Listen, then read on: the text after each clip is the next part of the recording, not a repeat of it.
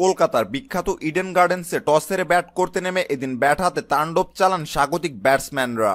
দুই opener Chris Lynn 10 ও Sunil Narayan 24 run করে ফিরলেও পরে রবিন উথাপ্পা ও নীতিশ রানার মারকুটে বড় ইনিংস অসহায় করে ফেলে পাঞ্জাবের বোলারদের। 2টি 4 ও 3টি ছক্কায় 34 বলে 63 রান করে সাজঘরে ফেরেন নীতিশ রানা। উথাপ্পা 50 বলে 67 রান করে অপরাজিত থাকেন, যে ইনিংসে ছিল 6টি 4 ও 2টি ছক্কার মার। এছাড়া কলকাতার আগের ম্যাচের জয়ের নায়ক আন্দ্রে রাসেলও 3টি 4 ও 5টি ছক্কার মাধ্যমে 17 বলে 48 রানের ঝড়ো ইনিংস খেলেন। পাঞ্জাবের পক্ষে একটি করে উইকেট শিকার করেন মোহাম্মদ শামি, অ্যান্ড্রু ট্রাই, বরুণ চক্রবর্তী ও হারদুস ভিলজয়েন।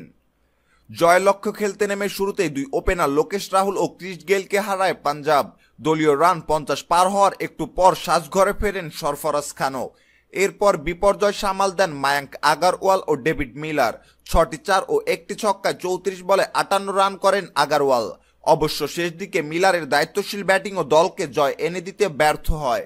মনদীপ সিং ঝড়ো ব্যাট চালানোর মাধ্যমে সর্বোচ্চ চেষ্টা করেছেন, তবে কলকাতার দাঁড় করানো পাহাড় টপকাতে ব্যর্থই হয়েছে নিজেদের আগের ম্যাচে জয় পাওয়া কিংস 11 পাঞ্জাব।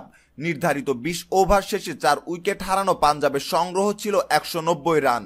5টি 4 ও 3টি ছক্কার সাহায্যে মিলারের 40 বলে 58 এবং 4টি 4 ও 1টি ছক্কার সাহায্যে মনদীপ সিং 15 বলে 33 রান করে অপরাজিত থাকেন। কলকাতার পক্ষে আন্দ্রে রাসেল শিকার করেন 2টি উইকেট। সম্মানিত ভিউয়ার্স, খবরটি সম্পর্কে আপনার মতামত জানিয়ে কমেন্ট বক্সে কমেন্ট করতে ভুলবেন না।